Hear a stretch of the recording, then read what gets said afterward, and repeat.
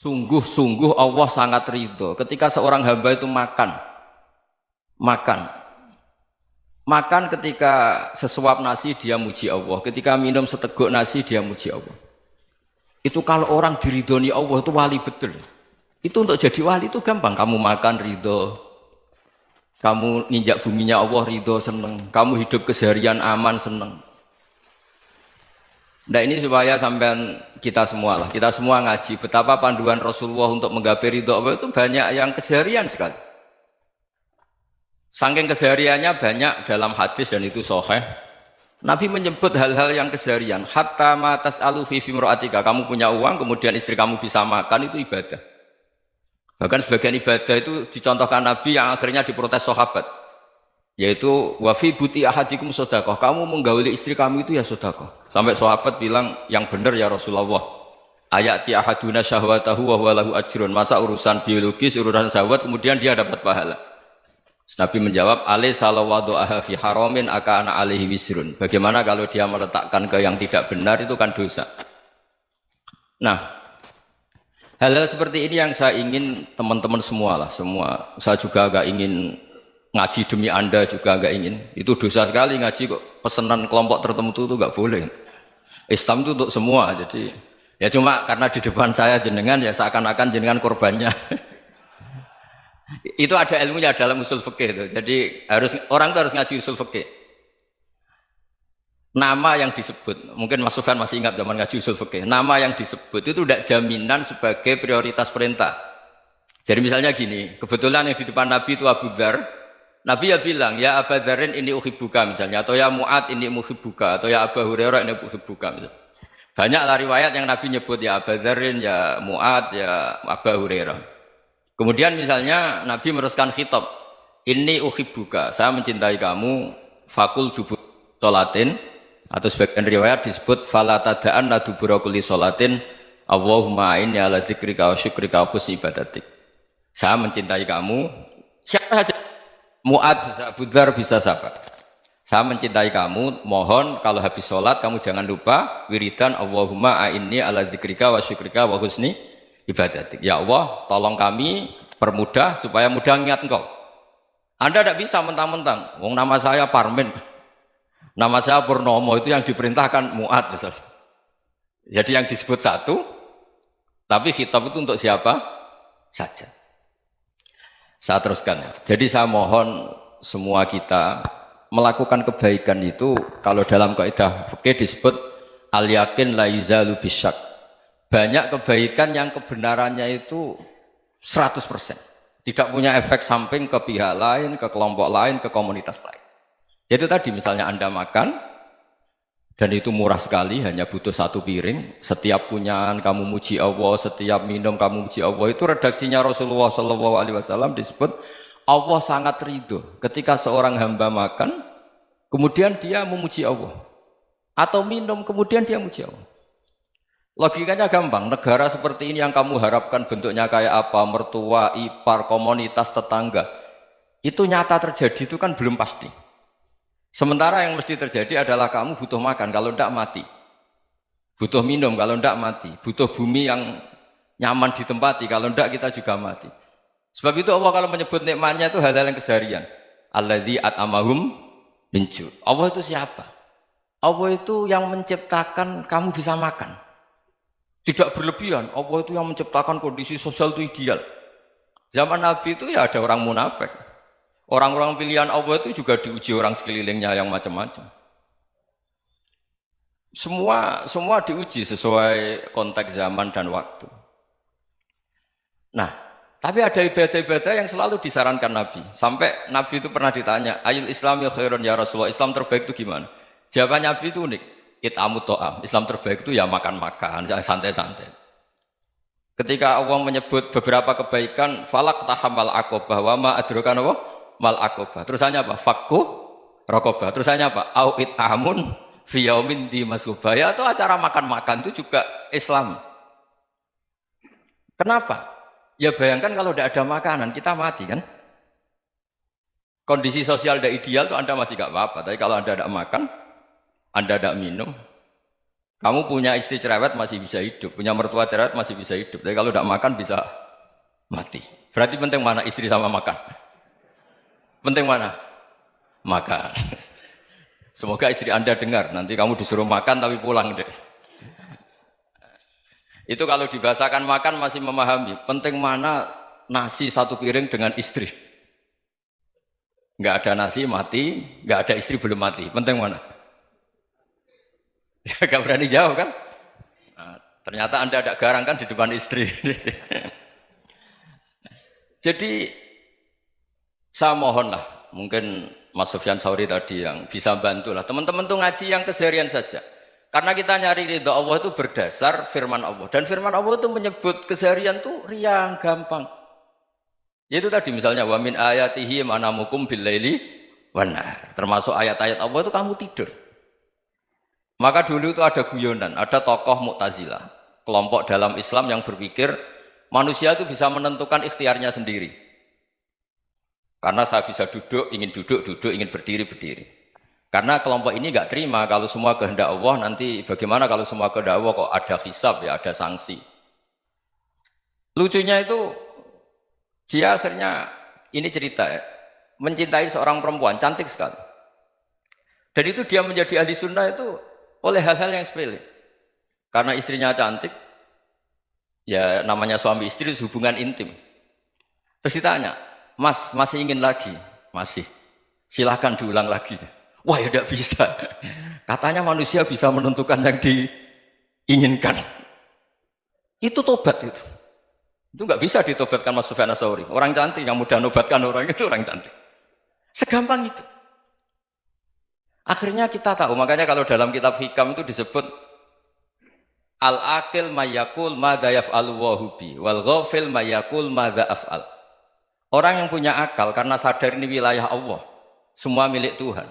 Itu dia tiap hari berpikir, besok Allah akan melakukan apa terhadap dunia ini. Kamu merencanakan suatu mau plesir, ternyata gempa. Mau wisata ke Rusia, ternyata perang. Kamu tidak pernah tahu apa yang akan terjadi besok. Wa ma tadri nafsum madza taksibu ghadan. Tapi anda semua kita ini sering punya jadwal permanen. Makanya saya kalau diundang siapa saja, sana takdir. Yang jelas Gus ini acara penting. Ya masih acara penting nak pangeran ngersakno piye? Kok ape dadi pangeran? Kamu kok mau jadi Tuhan? Itu kadang ya kiai. Penting Gus acara ini jenengan harus memastikan bisa. Loh kamu itu yang ngajarin tauhid, sesuatu itu biadillah kok bilang-bilang apa pasti. Kalau saya terus tak tobatkan loh kamu kata saya. Ya kalau gitu Gus bilang insya Allah. Wah itu hati saya, fisik saya, roh saya sudah bilang insya Allah. Tidak usah kamu latih kata saya. Nah hal-hal tauhid keseharian itu gampang sebetulnya. Wal ghafil yaqulu madza af'al. Tapi orang yang lupa Allah dia setiap hari bilang besok apa? Kita bisa melakukan apa? Seakan-akan dia itu aktor, dia penting, dia subjek permanen, dia. Padahal kita ini hanya objek kehendak Allah Subhanahu wa taala. Karena kita yakin sesuatu yang terjadi di alam raya ini kita tidak bisa apa-apa. Makanya saya sering ngaji, sering bilang saya, ketika Anda mensifati Allah, Dia yang menghidupkan.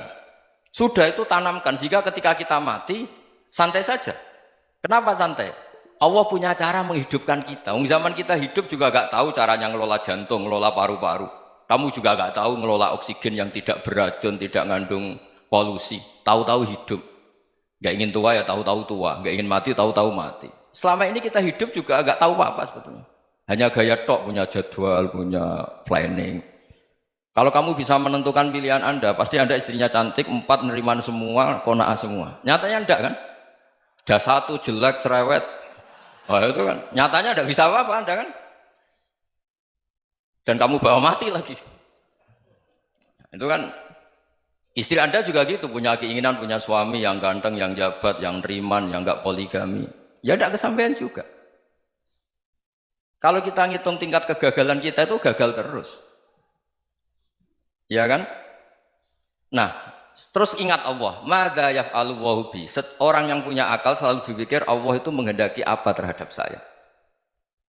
Lalu sama-sama orang melihat orang yang serius, itu kata Anda itu pemikir berat, serius, senang punya tokoh yang merengut karena kamu anggap serius. Tapi sebagian orang anggap orang yang serius itu wong merengut, wong masam, wong muka kok ditekuk. Jadi sama Itu hati ya muqallibal qulub tsabbit qalbi ala dini, karena kita nggak tahu cara berpikir kita tentang orang lain, tentang sekeliling kita. Misalnya kita orang baik yang jenis ngurumat fakir miskin, ada orang bangun masjid mewah itu janggal. Apa artinya masjid mewah kalau banyak orang kelaparan? Tapi kalau yang jenis pendidikan, apa artinya masjid mewah kalau tidak bisa ngaji? Nanti yang jenis infrastruktur, apa artinya ini kalau semuanya punya sudut pandang yang berbeda-beda. Dan Islam mengapresiasi semua kebaikan. Tapi katakan semua kebaikan itu adalah kehendak Allah Subhanahu wa taala. Karena apapun baik Anda itu pakai fasilitas yang diberikan oleh Allah Subhanahu wa taala. Sehingga ini yang disebut kulillah sumadarhum fi khawdihim yal'abun.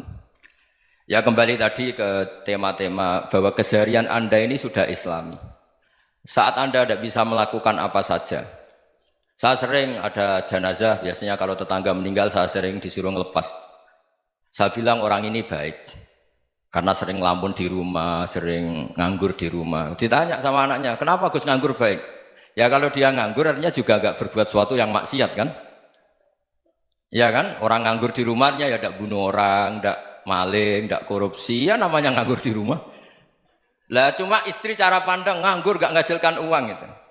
Tapi juga gak menghasilkan kriminal kan? Jadi sebenarnya Islam itu makanya kalau sampai ngaji usul fikih itu ada kitab usul fikih namanya Lubul Usul, itu terkenal sekali di pesantren itu. Itu kalau ngapresiasi keseharian itu luar biasa. Izma min mubahin illa wa yatahaqqaqu bihi tarku haramimma. Karena keseharian yang mubah saat Anda lakukan itu ada kehebatan yang luar biasa, yaitu meninggalkan haram. Makanya dulu banyak orang-orang alim ketemu temannya itu guyon sampai semalaman. Itu biasanya yang semangat Islam itu kiai kok tidak tahajud, kiai kok tidak witir. Orang yang sedang mapan uangnya banyak, malam itu tidak kelayaban itu sudah luar biasa. Melawan nafsu supaya tidak maksiat itu sudah luar biasa. Supaya lupa guyon sama temannya semalaman sampai subuh. Gojlok-gojlokan ngenang zaman miskin, zaman kuliah nggak jelas, zaman apa. Melihatnya jangan tarkut tahajud. Seperti ini meninggalkan tahajud, tapi meninggalkannya ini talkul muharramat. Jadi kayak apa hebatnya? Sehingga Imam Ghazali punya riwayat yang agak unik. Hatta takuna ibadatu akhiri hadil ummah iku an-naum. Sehingga suatu saat ibadah terbaik umat ini itu tidur.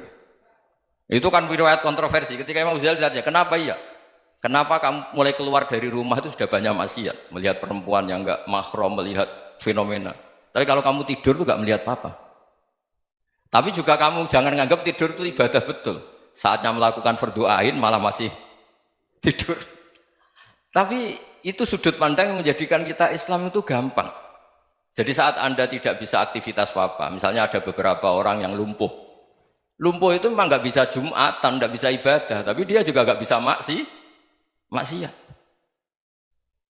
Tidur itu memang Anda saat itu tidak bisa tahajud, tidak bisa witir, tapi saat itu ada zina, ada maling, tidak gosipkan orang, tidak bully orang, tidak menanamkan kebencian, tidak hasud. Sehingga tidur menurut Allah Ta'ala wa min ayatihi manamukum billaili apa? Wan-nahar. Karena di tidur itu selain ada unsur istirahat, jaga kestamina, juga ada unsur meninggalkan beberapa keburukan. Nah saya mohon ibadah yang keseharian ini kita jaga. Supaya kita semua baca ayat itu fasih. Fasih itu tertanam di hati. Allah itu siapa? Alladzi at'amahum min ju'i wa amanahum min khauf. Dan Allah kalau cerita di Quran itu anna sababnal ma'a sabba thumma syaqaqnal ardha wa syaqqa fa ambatna fiha habba wa inaba wa qadba wa zaituna wa nakhla wa hadaika hulba. Kamu tahu saya ini siapa, kata Allah? Saya ini adalah Tuhan yang menurunkan air, kemudian ada tanaman banyak. Habba wa inaba wa qadba, ada zaitun, ada tin, kalau orang Jawa mungkin ada tela, ada padi, ada mangga, ada pisang. Sudah. Wa inaba wa zaituna wa nakhla wa hadaika hulba. Ada perkebunan yang lebat. Tujuannya apa? Mata Allahkum, silahkan kamu pakai, kamu nikmati. Tapi karena kadang kita ini punya ide-ide besar. Tadi untuk syukur saja nunggu punya istri riman, rumah baik, tetangga baik, komunitas baik, semuanya baik baru syukur. Lama-lama nanti ada di surga, syukurnya nunggu surga paling kelas A. Itu sudah ada yang menghuni Rasulullah, kamu nggak boleh di situ. Masa untuk syukur saja? Repotnya Masya Allah. Jadi mohonlah Quran yang kalau Anda hafalkan juz sama itu kan ada ayat-ayat yang kayak tadi. Ya, fal yang dzuril insanu ila ta'ami. Coba lihat. Apa yang kamu makan ya? Dari mana? Dan untuk mempertahankan hidup kamu keseharian. Jadi jangan kira ibadah itu harus membentuk komunitas yang versi Anda. Ibadah itu harus yang hal yang mulu-mulu. Kesehariannya Anda alami. Loh ini saya tidak bikin-bikin. Saya ngaji bukan karena berdasar pesanan. Itu ayat yang saya baca kan betul ada ayatnya kan. Fal yang dzuril insanu ila tu'ami anna sobabnal ma'a sobba thumma syaqaqnal ardo syaqqa fa ambasna fiha habba wa inaba wa qadba wa zaituna wa nakhla wa hadaika ghulba. Terusannya apa? Mata'al lakum, silakan kamu nikmati. Mata itu silakan kamu nikmati. Ya kayak sampean dikasih hidangan ya makan. Ya sudah makan, habis makan ya minum, habis itu ngantuk ya tidur. Ya sudah normal-normal saja. Kayak apa indahnya Islam? Tapi Anda mencari Islam yang gimana lagi? Nah itu yang diajarkan guru-guru kita, diajarkan sanad kita sampai Wali Songo, sampai Rasulullah SAW. Bahwa pada akhirnya ada jihad, ada perang. Itu dulu memang perang, bukan membunuh, beda. Dulu kita dijajah Belanda ya perang, dan itu normal karena kita dijajah. Jadi ketika orang lain ingin baik sama kita, wa in ahadum minal musyrikin astajaruka ya fajirhu hatta yasma'a kalam Allah. Kalau mereka ingin baik ya kita baik. Makanya ada istilah mustakman, mu'ahad. Kalau mereka ingin damai, berdampingan dengan kemajmukan ya itu yang lebih baik. Karena memang Islam menghormati proses perdamaian. Wa in janahu lis-salmi ya fajnah lah. Kalau ingin damai ya kita harus